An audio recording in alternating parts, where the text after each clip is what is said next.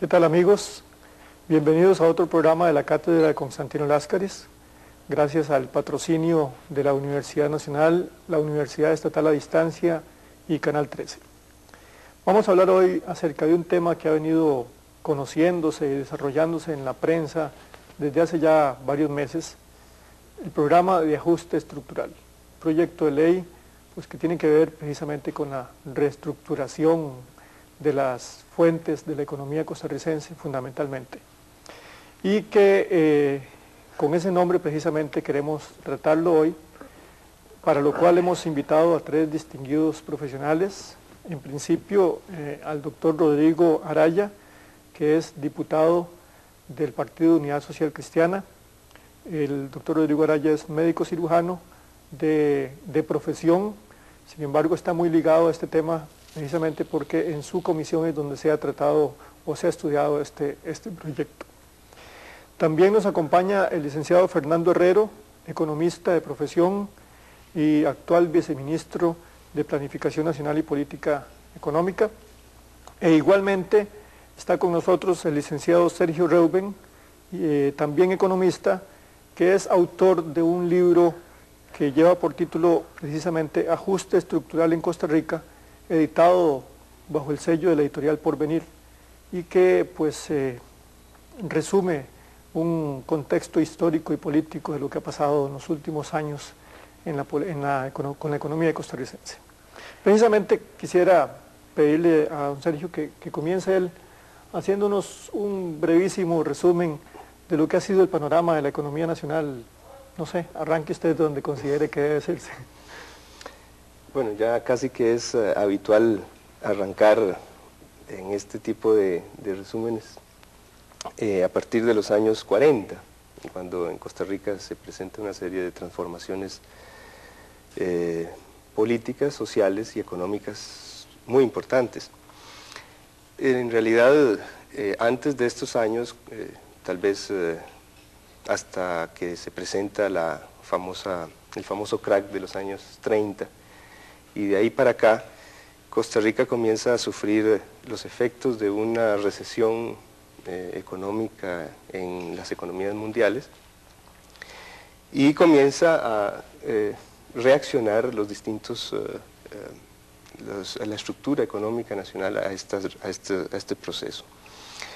Pero es en los años 40 cuando en realidad nosotros encontramos transformaciones importantes, es cuando se presentan ahí pues todo lo que se ha denominado el nuevo proyecto desarrollista, con el ascenso del proyecto de liberación nacional, del proyecto económico de liberación nacional, y la imposición o la impuesta, más bien, de este proyecto a través de los mecanismos del Estado. El proyecto desarrollista, así como lo hemos denominado, como se conoce, es un proyecto que ejerce una influencia notable en el desarrollo económico del país, transforma el agro nacional, desarrolla el sector industrial apenas en esos primeros años meramente de nivel artesanal, abre las puertas al mercado, al capital extranjero y finalmente concluye en un proceso de integración centroamericano de la economía nacional dentro del mercado común centroamericano. Este es un proyecto que, de acuerdo a los estudios más recientes que hemos estado haciendo economistas y científicos sociales, tiene una serie de características y limitaciones que luego van a surgir patentes hacia los años, a mitad de la década de los años 70 y ya en una forma clara a principios de la década de los años 80. Las características de esta crisis que va a comenzar a surgir hacia los años 80 del proyecto liberacionista, del proyecto, de este nuevo proyecto reformista, las características se pueden resumir en un esquema o en un concepto que los economistas hemos denominado como estrangulamiento externo. Eso es uno de los aspectos, o de los aspectos más importantes de la crisis. consiste fundamentalmente en la dependencia que ha ido generando la economía de las importaciones y de los recursos externos, tanto de productos acabados como de productos semielaborados, como de materias primas también. Dependencia, por lo tanto, de divisas extranjeras, de moneda fuerte, que deben ser conseguidas en el mercado internacional a través de los productos de exportación de Costa Rica. Entonces es un sector agroexportador el que debe de suplir esos recursos externos, un sector agroexportador que por otro lado ha sido paulatinamente mermado o ha sido limitado en su capacidad de desarrollo, precisamente para poder impulsar perdón, el proceso industrializador. Entonces hay esa tremenda contradicción entre la dependencia de los productos externos, la dependencia de los recursos financieros externos y las limitaciones propias del sistema de poder expandir sus exportaciones. Eso es lo que concluye o se ha denominado el estrangulamiento externo, que ejerce una influencia determinante en el proceso de crisis de los años 80. Y a partir de ahí, de una forma muy resumida, comenzamos a notar esfuerzos por parte de la clase dirigente, por parte de los partidos políticos mayoritarios, esfuerzos por reorientar la economía, por darle una transformación, por eliminar las contradicciones de ese proyecto.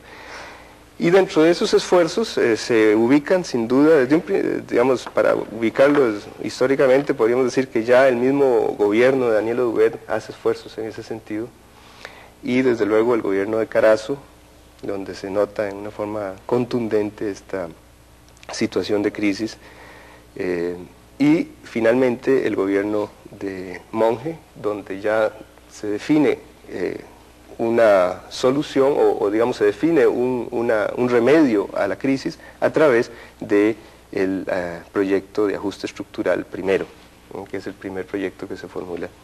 Un nombre SAL 1. Con el SAL 1, exactamente. Yo diría que en términos muy resumidos este podría ser el esquema de el desarrollo de la economía costarricense en los últimos años, la crisis notable que todos recordamos en los años 80 y la estabilización con los gobiernos de Monge y de Arias, que no logran, desde luego, como ustedes saben, ustedes lo conocen, no logran encender la chispa del desarrollo o del crecimiento de nuevo, sino que mantienen un estado de estabilización sin crecimiento, como algunos lo han denominado. A pesar de que en los últimos años ya se pueden encontrar algunos síntomas de crecimiento que habría que analizar también con más detenimiento, ¿verdad? Cuáles son los orígenes verdaderos de esos síntomas. Tal vez tengamos oportunidad de hacerlo ahora durante el desarrollo del programa. Yo quisiera que don Fernando, en su condición de viceministro de Planificación Nacional y Política Económica, y que sabemos, porque así se nos dijo, en buena parte lleva la batuta sobre este tema a nivel oficial, el tema de ajuste estructural, que nos explique a grandes rasgos por qué este proyecto, qué es lo que busca y qué se va a lograr realmente con él. Muchas gracias. Bueno, yo creo que hay que hacer primero una distinción entre lo que es el préstamo de ajuste estructural que el gobierno envió a la Asamblea Legislativa y el programa de ajuste estructural. El programa de ajuste estructural es un conjunto de medidas de política económica que el gobierno tiene ya en práctica con el objeto de estimular la transformación del aparato productivo para que sea más eficiente, que sea más, que tenga una mayor capacidad de competir en los mercados internacionales. En esa línea, el préstamo de ajuste estructural que fue presentado a la Asamblea, lo que busca es apoyar el programa de ajuste estructural. Se trata de un préstamo de $200 millones, una parte con el Banco Mundial, otra parte con el gobierno de Japón, que lo que busca es, como decía, apoyar la toma de las medidas que el gobierno tiene ya en práctica. Y el apoyo principal que hace es que nos da más divisas que van a permitir importar los insumos y los bienes de capital que permitirán la modernización del aparato productivo. En este contexto, entonces, pasando ya específicamente al programa de ajuste estructural como programa de gobierno, habría que hacer una nueva distinción, que es aclarar que el programa de ajuste estructural es solamente uno de muchos programas de gobierno que están en ejecución actualmente. Y es un programa de políticas. Se trata de reformar un conjunto de políticas económicas que están actualmente, que ya se están modificando en estos momentos.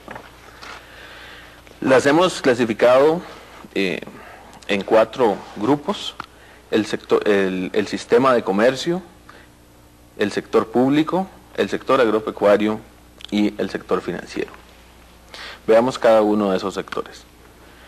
En el sistema de comercio, lo que se ha planteado es, en primer término, una política de reforma de los aranceles, una política de reformas a los impuestos a la importación. Como ustedes saben, los impuestos a la importación se definen en Costa Rica en conjunto con los países centroamericanos como parte de nuestro mercado común centroamericano, y el programa de ajuste arancelario ha sido negociado con los países centroamericanos con el objeto de fortalecer la integración a la vez que se promueve el ajuste estructural. Se trata de una reducción del arancel de su máximo alrededor de 70% a un máximo de 40%. Esto beneficia directamente a los consumidores en la medida en que se reducen los impuestos y a la vez le señala una presión a las empresas para modernizarse, con el objeto de que esta presión no vaya a significar desórdenes de tipo social. Se plantea como un proceso de ajuste gradual de 3 a 5 años dependiendo de las ramas, lo cual hará que las empresas tengan suficiente tiempo para modernizarse. Y para apoyar ese esfuerzo de modernización, lo que se ha hecho es que también se reducen los aranceles, los impuestos a la importación sobre insumos y bienes de capital, de tal manera que las empresas se van a encontrar por un lado con una nueva presión gradual que vendría de la reducción sobre los bienes de consumo, y a la vez con un incentivo adicional, como un estímulo, como una situación favorable que vendría de la reducción de los aranceles sobre insumos y bienes de capital. Por otra parte, también en el sistema de comercio se plantea una modificación del sistema de incentivos a las exportaciones. Esto es importante porque ha habido algunas confusiones al respecto. Se trata en primer lugar de que las empresas que ya están acogidas a los actuales regímenes de incentivos mantendrán esos incentivos. Esto es muy importante porque una vez que las empresas deciden acogerse a reglas del juego definidas por el gobierno no puede estarlas cambiando porque desincentiva la inversión. Pero sí se trata de plantear que el sistema de incentivos a las exportaciones tiene que modificarse, por un lado por su elevado costo fiscal y por otra parte para convertirlo en un instrumento más eficaz de mejora de la economía en su conjunto. Se trata de que las exportaciones se conviertan en efecto en un motor del crecimiento del aparato productivo y no que se conviertan en un enclave. Por otra parte, se ha planteado, decía, en el sector público, un programa para aumentar el ahorro del sector público gradualmente, y se ha elaborado un programa de inversiones públicas muy detallado para que respondan en efecto a las prioridades nacionales. En ese programa se enfatizan las inversiones sociales y las inversiones de apoyo al crecimiento, a esta transformación misma del aparato productivo. En tercer lugar tenemos el sector agropecuario, donde se identificó como el área más crítica de la producción de granos básicos, donde, como se sabe, nos encontramos con grandes grupos de pequeños productores pobres, los productores de maíz y de frijol, el gobierno busca aumentar el ingreso de estos productores, y como parte de esto entonces se armó un conjunto de políticas de precios de granos básicos que por un lado protegen contra la competencia injustificada de los mercados internacionales, y por otro lado gradualmente va ajustando los precios para ir haciendo más eficiente esta producción y ir gradualmente también beneficiando al consumidor. Esto se apoya con programas de asistencia técnica para ayudarle a los pequeños productores a llevar a cabo la transformación, y con un papel más agresivo de parte del Consejo Nacional de Producción para proteger y apoyar a estos productores. Finalmente, en el sector financiero, las medidas buscan, por un lado, fortalecer la banca estatal a través de la capitalización de la banca estatal, a través de regulaciones que le permitan hacerse más eficiente, y mejorar la supervisión del sistema financiero en su conjunto. El sistema financiero es, por su propia naturaleza, tiene mercados muy inestables, por lo cual es muy importante que la regulación sea muy firme y constante, y el gobierno entonces ha propuesto medidas para actuar en ese campo. Eso es en síntesis. Muy bien, yo creo que es una buena síntesis de este programa de ajuste estructural. Es importante, a propósito de la aclaración que hizo don Fernando, y que es muy valiosa, muy atinada, quizá que el doctor Rodrigo Araya ahora pudiera ubicarnos en lo que es la discusión política de este tema, la que es posible precisamente por el sometimiento de la aprobación del préstamo en la Asamblea Legislativa.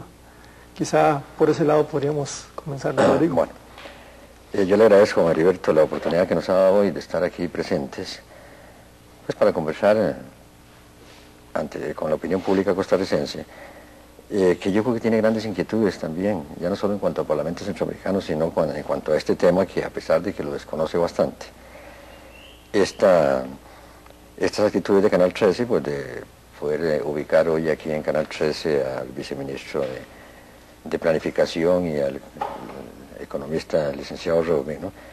Y a mí como representante, yo diría que del pueblo costarricense, y posiblemente en este momento de la mayor parte del pueblo costarricense, pues es importante para que la opinión pública conozca algunas inquietudes, digamos, que la misma fracción opositora al actual gobierno pues tiene en la Asamblea Legislativa con respecto a este programa, ¿no?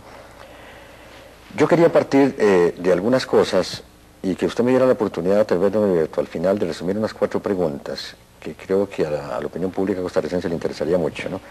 Y a nuestra fracción también, ¿por qué no decirlo de alguna manera, ¿no? Cuando nosotros iniciamos el estudio de este proyecto, revisamos y quisimos hacer una revisión completa del SALU, ¿no? A ver qué había pasado con el SALU, ¿no? Que es la primera receta. Sí, expliquémoslo, sí, que es la primera receta que nos da el Banco Mundial, en este caso Costa Rica, ¿no?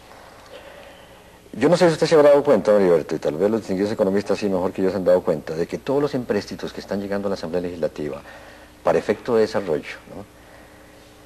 Antes no venían tan atados, ¿no? Y ahora todos vienen atados, absolutamente todos, ¿no? Si es por ejemplo el Fondo de Inversiones de Venezuela nos presta 14 millones para los famosos puentes de esta carretera de Villacolón a Orotina, pero viene totalmente atado, es decir, toda la plata tenemos que devolvérsela al gobierno de Venezuela en bienes y servicios que el gobierno de Venezuela va a dar, ¿no? Y son puentes metálicos específicamente porque aquí la tecnología no está muy bien, entonces se señalan que son puentes metálicos y tendrán que venir los asesores venezolanos a hacernos todos los puentes estos, y se van a llevar todo el préstamo que nos están haciendo, ¿no? Rodrigo, eso es como antes, cuando pagaban con boletos y solo se podían cambiar en la pulpería, en el comisariato del dueño de la misma finca. Exactamente, pues es lo mismo. Ahora usted ve, por ejemplo, cualquiera de los proyectos que usted vea, usted se da cuenta, ahora estábamos discutiendo un empréstito del ICE para la cuestión de telefonía, ¿no? Digital, ¿no? Y usted se da cuenta que el empréstito viene totalmente atado al gobierno francés. No permite otra posibilidad. Las licitaciones tendrán que ser con oferentes franceses, una contratación directa que se da es con proveedores franceses, y todo está dentro de esos términos, ¿no? Bueno, pues ahora entonces el Banco Mundial, porque yo creo que desde el punto de vista de una concepción, ¿no? Este país requiere de empréstitos de los organismos fundamentalmente de fomento y desarrollo, de estos organismos financieros, para diseñar toda una serie de infraestructura, lo que puede ser plantas eléctricas, carreteras, etcétera, ¿no? Pero ya que nos tengan que mandar una receta específicamente para darnos 200 millones de dólares, de los cuales ese dinero viene específicamente para mejorar la balanza de pagos en Costa Rica, ¿no? Es decir, simplemente para que los países costarricenses, para que Costa Rica, perdón, pueda importar. Y desde ese punto de vista yo quisiera, comentaba con el licenciado Sergio Reuben ahora, antes de entrar aquí, ¿no?, para que usted se dé cuenta de lo que pasa con las importaciones, ¿no? Fíjese que las exportaciones de toda América Latina en el año 82 fue de 87.400 millones, y para no entrarle muy a fondo al asunto, y en el año 87 apenas de 88.300 millones de colones, es decir, apenas hubo un aumento de 1.000 millones de colones, ¿no? Las exportaciones de toda América Latina, pero las importaciones fueron apenas de 65.500 millones. Es decir, estos países latinoamericanos, para poder sobrevivir, diría yo, ¿no?, proceden al sistema de sustitución de importación. No le queda otro remedio, es decir, que exportar más y frenar las importaciones, en este caso Costa Rica, ¿no? Bueno, ahora los préstamos precisamente del SAL van con ese criterio, de darnos dinero a los costarricenses para que podamos importar, lo que se llama para la balanza de pagos. Cuando revisamos el SAL 1, vimos que el gobierno de Costa Rica se había comprometido en muchos aspectos para recibir un primer préstamo de 80 millones de dólares del Banco Mundial y otro proyecto que había de 3.500.000 para asistencia técnica, ¿no? Y entonces nos llamó la atención poderosamente que casi ningún compromiso se cumplió. Y nosotros lo tenemos muy bien estudiado. Yo quería preguntarle, esta es una pregunta específicamente para el señor viceministro, porque podríamos hablar ahora, bueno, de qué pasaría si este empréstito no se aprobara a nivel de la Asamblea Legislativa. Por ejemplo, el gobierno se comprometió, entre una de las tantas cosas, ¿no?, a estudiar el régimen aduanero de Costa Rica, ¿no?, y a conformar una comisión que se diera al estudio de todas las instituciones de Costa Rica para ver qué era lo que estaba pasando, ¿no? Y yo quería nada más que darles unos datos a los costarricenses y al señor ministro para que me diga si yo estoy, y esto lo hemos corroborado, ¿no? Si el problema de las aduanas se pudiera solventar en Costa Rica, estaríamos hablando de las siguientes cifras, ¿no? Las cifras asociadas al problema aduanero son contundentes. 85 millones de colones se pierden los empresarios por concepto de almacenaje. 3.000 millones se trasiegan como contrabando. 420 millones es el costo financiero de los atrasos en las gestiones aduaneras. 75 millones de pérdidas por faltantes y saqueos.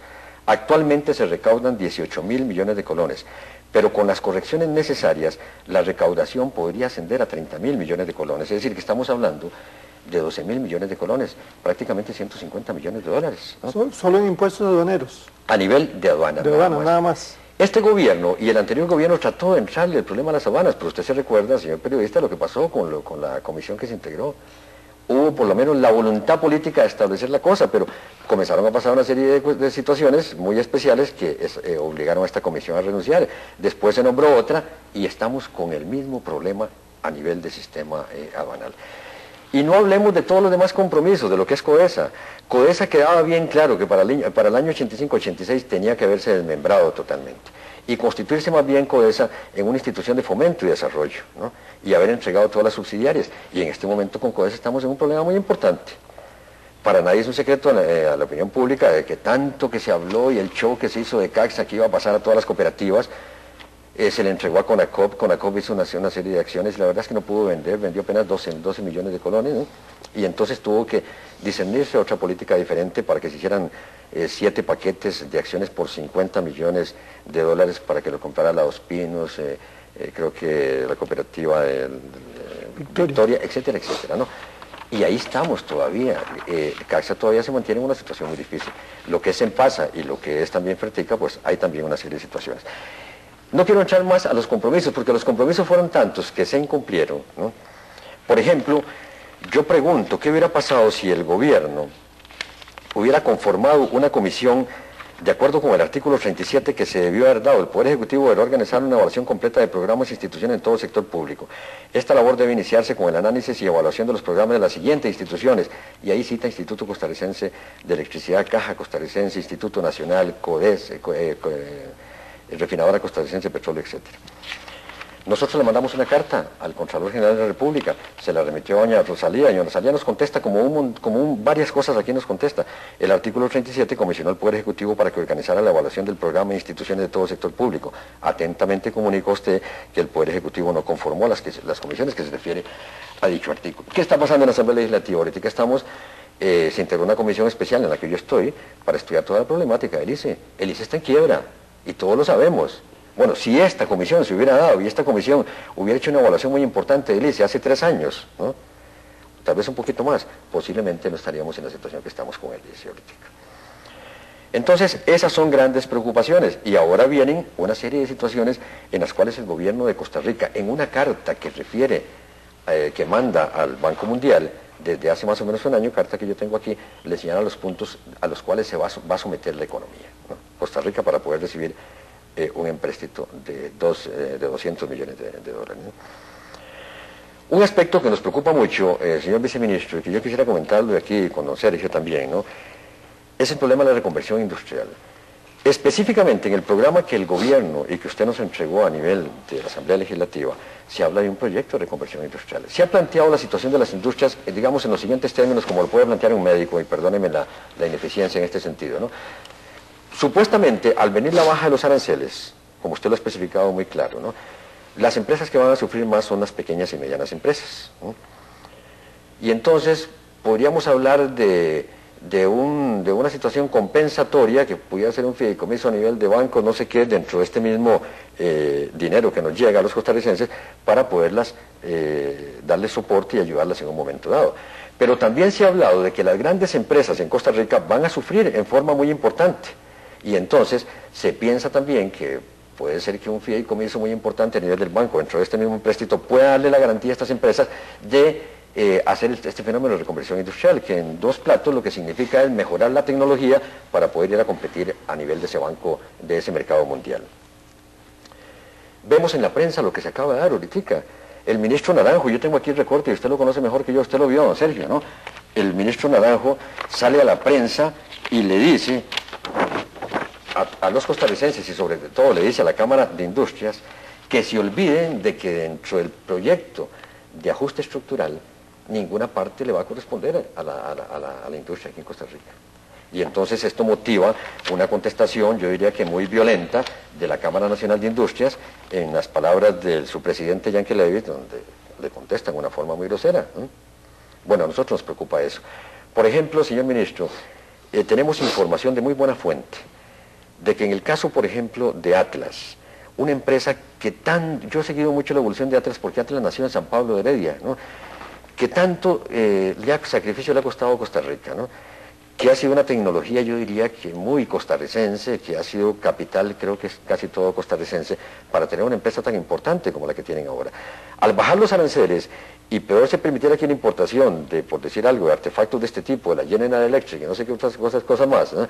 Pues posiblemente muchos costarricenses a lo mejor van a comprar estos artefactos de tipo extranjero, que ya la variable del precio no va a ser muy importante. Y no me consta a mí, pero le consta a un funcionario muy, muy responsable, que el mismo gerente financiero de Atlas ha dicho que dentro de esas perspectivas, si eso se produce, es posible que Atlas se convierta únicamente en una importadora. Porque va a lesionarse tanto a la empresa, ¿no? Así lo ven ellos, que a lo mejor ellos se van a convertir en una importadora. Y esto a mí me preocupa mucho. Don Enrique, no sé si puedo interrumpirlo para... Porque yo encuentro que en la exposición suya hay 2 aspectos que sería necesario aclarar.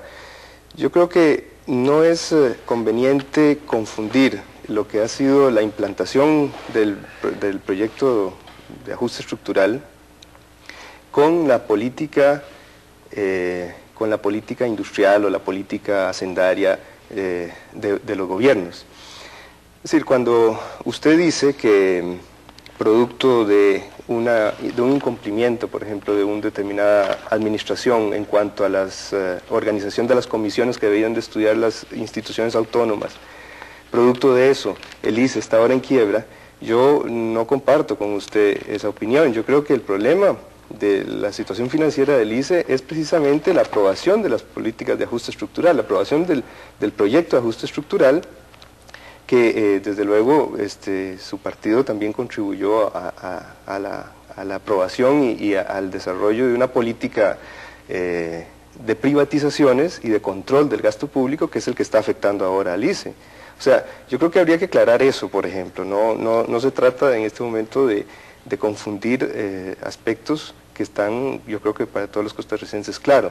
O sea, el problema de la Caja Costarricense del Seguro Social, del desfinanciamiento del régimen de pensiones, del desfinanciamiento del ICE, se originan en buena medida en el control del gasto público, del control de la inversión pública, que ha sido resultado de la aplicación del proyecto de ajuste estructural y que ahora lo vamos a ver todavía más acendrado, más fuerte, a pesar de lo que nos decía Fernando, el señor viceministro, en el sentido de que se prevé dentro de este proyecto de ajuste estructural incrementar la inversión pública. Yo no sé hasta dónde, pero en los últimos datos que yo tengo, en realidad la inversión pública ha venido cayendo estrepitosamente, mientras de alguna manera se recuperó lentamente la inversión privada. Aquí me permiten nada más hacer una observación sobre este punto. En realidad, uno de los problemas más críticos, a mi modo de ver, de la economía costarricense es justamente la acumulación de capital, el proceso de acumulación de capital.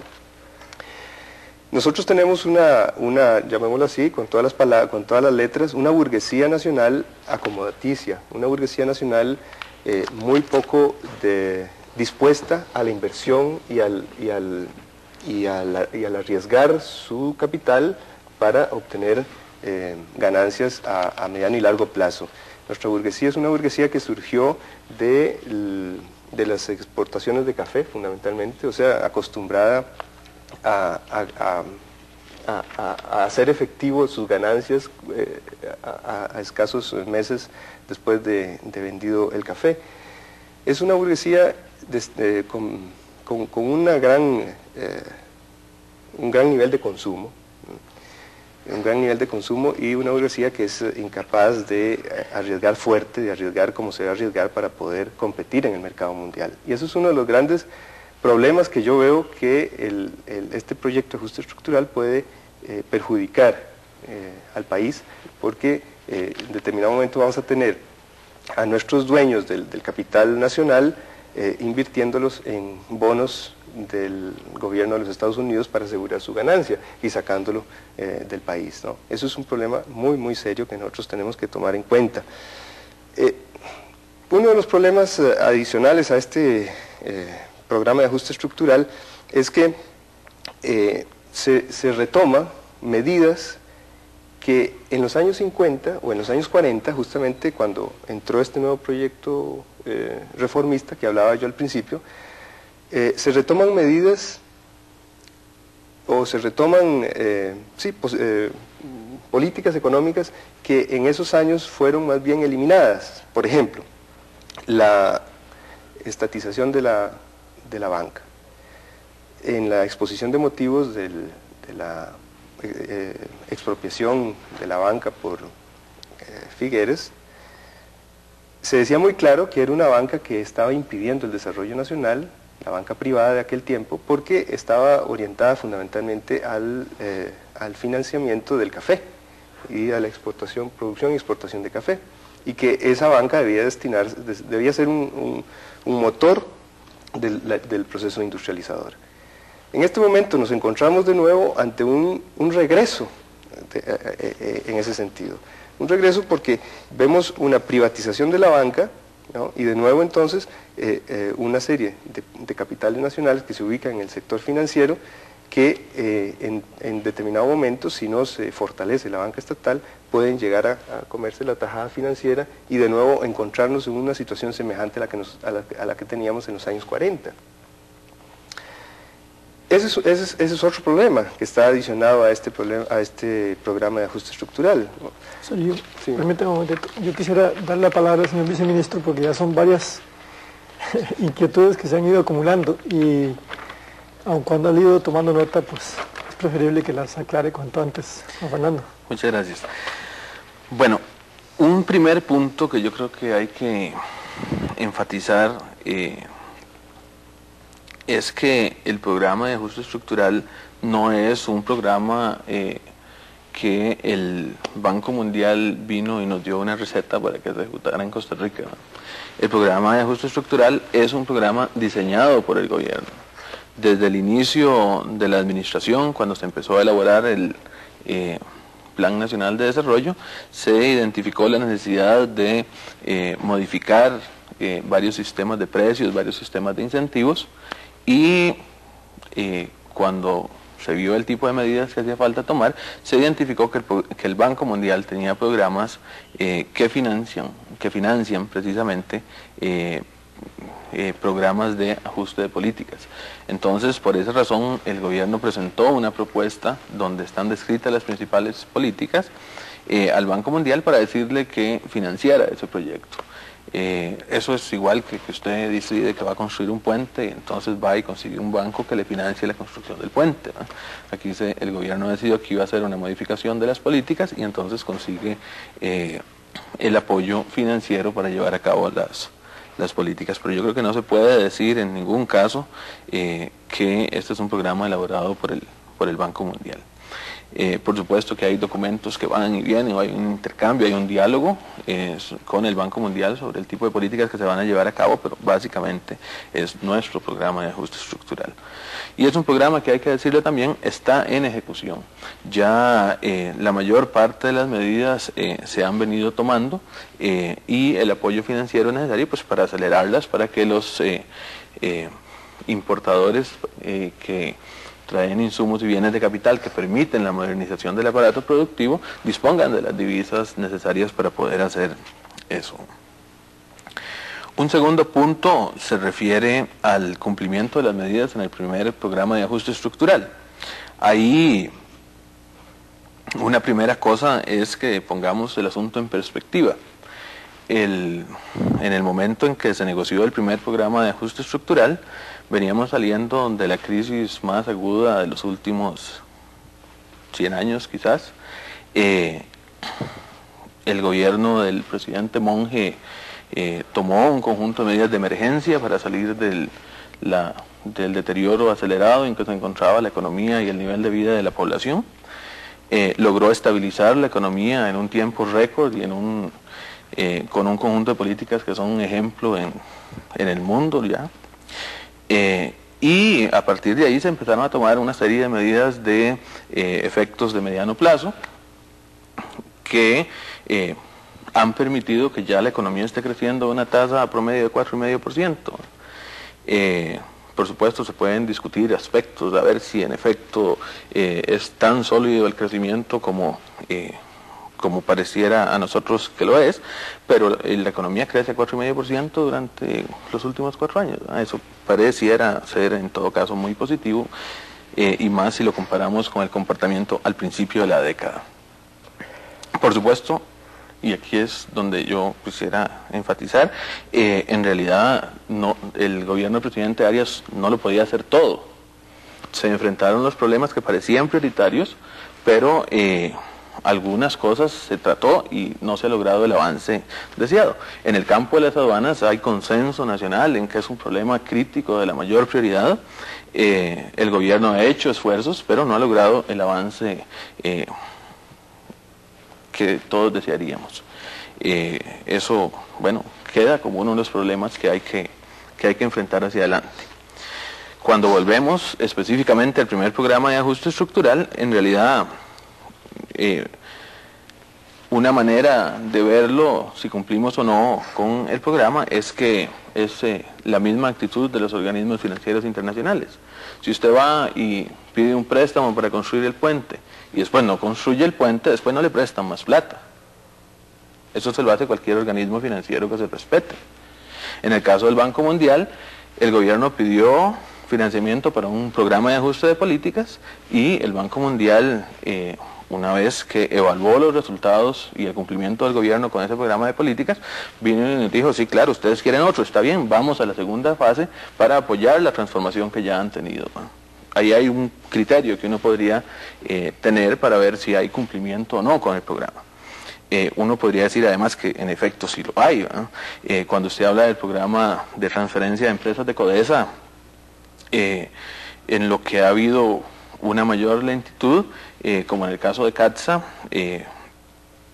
bueno, de lo que se trata es que el gobierno, una vez resueltos los problemas financieros más agudos y más fáciles de resolver, se planteó que no se trataba simplemente de privatizar empresas, sino que de lo que se trata es de transferirla a los sectores sociales.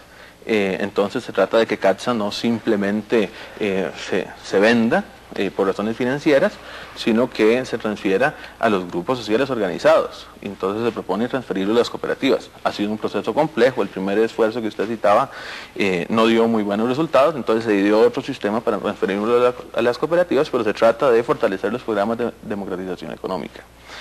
Es preferible hacerlo despacio para hacerlo bien. Lo mismo sucede con Sempasa y Fertica.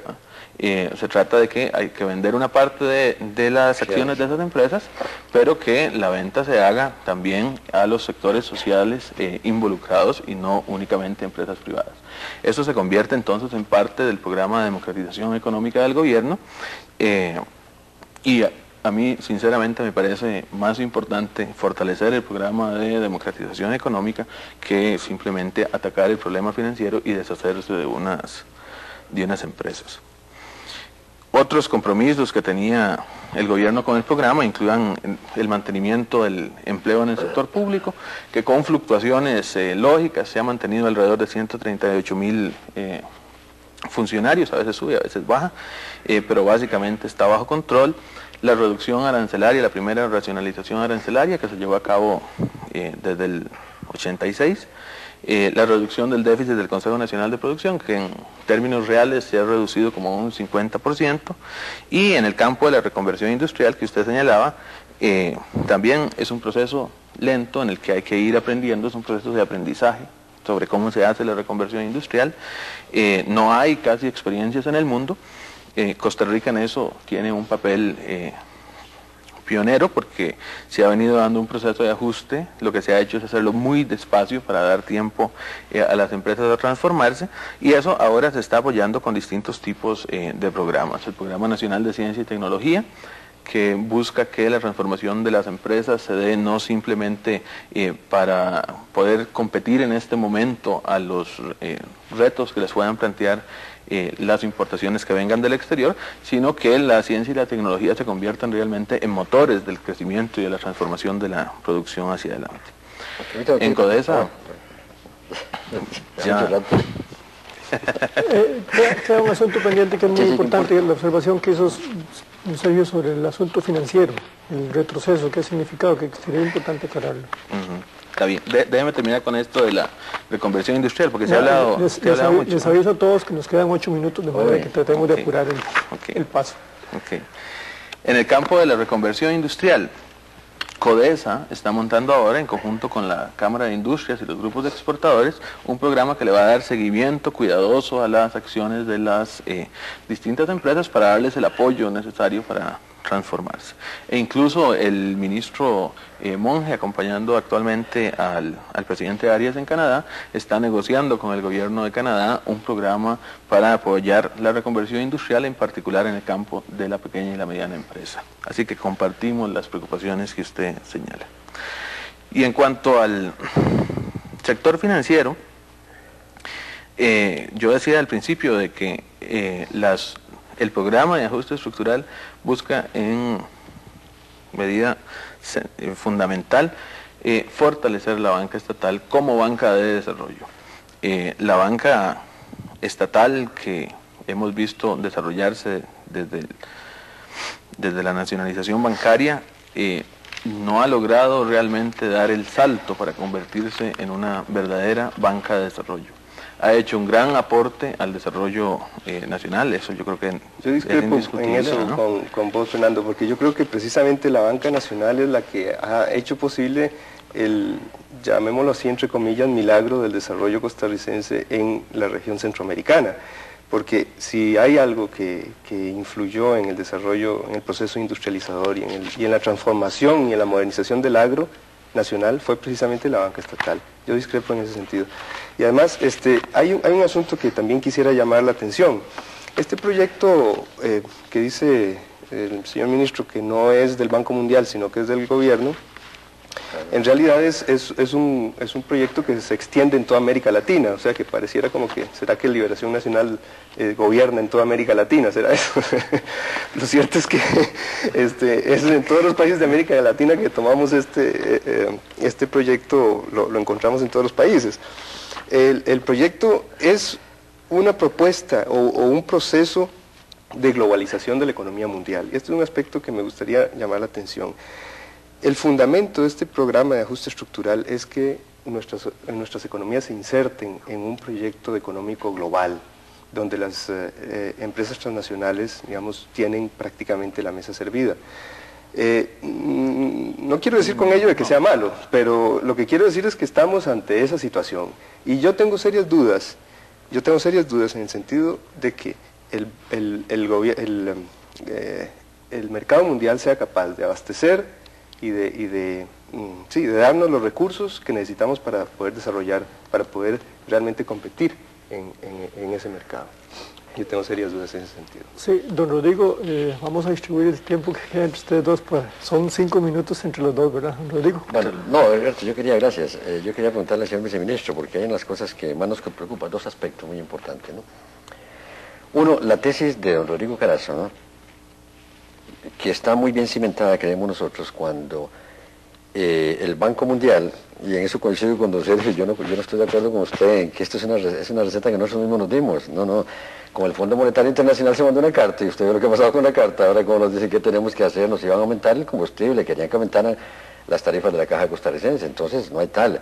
La carta se manda en los términos en que más o menos se entiende que el banco puede aceptarla, pero sujeta por supuesto a la última decisión de ellos. Bueno, ese otro aspecto, es muy larga la cosa para conversarla, ¿no? Don Rodrigo Carazo sostiene que estas recetas que se nos dan, ¿no?, cuando ya viene la receta y llega la plata, y entonces lo que hacen los países industrializados es inmediatamente cerrar sus fronteras arancelarias, ¿no? Y eso, señor ministro, aquí tengo yo toda la información de una revista que yo antes hablaba con don Sergio, se llama Al Día, que es una revista inglesa editada en español, donde aquí dice las cosas como son, ¿no? Dice, por ejemplo, el mismo interés subyacía en la estrategia de países latinoamericanos a partir del 50, en tanto el gran subsidio agrícola de la Comunidad Económica Europea quedaba disimulado y no se reparaba en que los campeones del libre comercio eran a la vez feroces proteccionistas. Es decir, que nos mandan, nos dicen, bueno, ahí van tantos millones de colones, hagan ustedes más eficiente su empresa, ustedes tienen que venir a competir a este mercado mundial. Y resulta que en el momento que hacen eso, automáticamente cierran las fronteras arancelarias de ellos, a través de disimular una serie de cosas.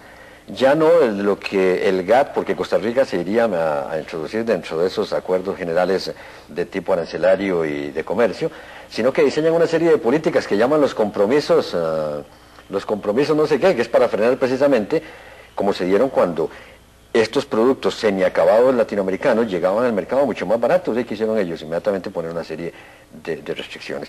Entonces a nosotros nos preocupa, señor ministro, que si esta situación, porque la verdad es que usted mismo dice que es de estudio, vamos a aprender, y el aprender a veces cuesta mucho, ¿no?, sobre todo en el campo económico, donde ustedes, pues muchos filósofos sostienen que no es un campo muy bien cimentado y un campo de realidades, que eventualmente es muy cambiante la situación. Entonces nos da miedo de que si nos metemos a una situación de esas, pudiera quedarse un desempleo importante a nivel de la gran industria en Costa Rica, por supuesto de la pequeña y mediana, que es donde está la vivencia misma de la democracia en Costa Rica, ¿no?, que eso aunado a nivel de las políticas en el sector agropecuario, donde se van a disminuir importantemente el crédito y los intereses, pudiera también traernos gran cantidad de gente a las zonas rurales, a los suburbios de las grandes ciudades, y el desempleo en Costa Rica se pudiera en forma muy importante. Y el último aspecto es el artículo 4 del proyecto. Yo quiero señalarle que nosotros bajo ningún punto de vista, y esa es mi posición como diputado, no hablo en términos personales, no vamos a admitirle al gobierno que en el artículo 4, por vía de decreto, ustedes puedan decidir los gastos de estos recursos. De ninguna manera lo vamos a permitir. El gobierno de la República, y por instancia de don Fernando Naranjo, que yo lo sé, que tiene una imaginación extraordinaria, nos introdujo 4 normas en el presupuesto para el año 89, donde por vía de decreto ejecutivo querían que todas las leyes que se aprobaran en la Asamblea Legislativa, entiéndase por leyes, empréstitos, etcétera, ellos diseñaran a través de la vía de decreto la forma de gastar esos recursos. Y es la Asamblea Legislativa la que tiene esa autoridad y nosotros sí no lo vamos a permitir porque ahí sí vemos que pueden venir situaciones. Esa es una imposición del banco. Disculpe, perdón, el asunto está planteado y don Fernando solo tiene 2 minutos para contestar, así es que no puedo darle más tiempo a... Disculpe, lo digo. Don Fernando. Bueno, yo creo que yo quiero insistirles en que en realidad es como me parece una falta de fe en lo que nosotros mismos somos capaces de hacer ese énfasis que se hace a veces en los organismos financieros internacionales. Costa Rica le ha demostrado al mundo, en particular durante esta administración, que somos capaces de definir nuestras políticas. El campo donde eso es más claro para toda la comunidad internacional es en el campo de nuestra política exterior, donde me imagino que no tendremos mayor diferencia. De ninguna manera. Conocerlo. Y resulta que también en el campo de la política económica y siguiendo precisamente la dirección del presidente Arias en ese campo, el gobierno ha hecho un esfuerzo claro por definir sus propias políticas, por construir una estrategia de desarrollo realmente basada en las necesidades y las posibilidades de nuestro país. El programa de ajuste estructural que está en conocimiento de la Asamblea Legislativa no tendrá mayores costos sociales. Habrá en efecto que hacer un esfuerzo para hacer diferentes las cosas de cómo se están haciendo en este momento, pero es un proceso gradual, es un proceso que se ha definido con mucho cuidado para impedir que se generen costos sociales. A mí me parece que que es muy importante que tengamos este tipo de discusiones, pero que precisamente se trata de un programa que por sus efectos de mediano y largo plazo es un programa que más bien debiera tener, y espero que lo tenga, el apoyo más bien de todos los costarricenses, porque aparte de que este gobierno toma las medidas, en realidad los beneficios no son para la administración Arias, sino para el país hacia adelante. Bueno, desgraciadamente se nos acabó el tiempo. Este es uno de esos casos en que el programa incluso pierde un poco su integralidad por problema de tiempo. Se quedaron varias inquietudes del doctor Araya sin contestar, e incluso también de Sergio. Sí, porque... Su inquietud, pero ya se nos acabó el tiempo, no tenemos más. Muchas gracias. Disculpen, gracias por su atención y los esperamos en otro programa de la Cátedra Constantino Láscaris. Disculpen, señores.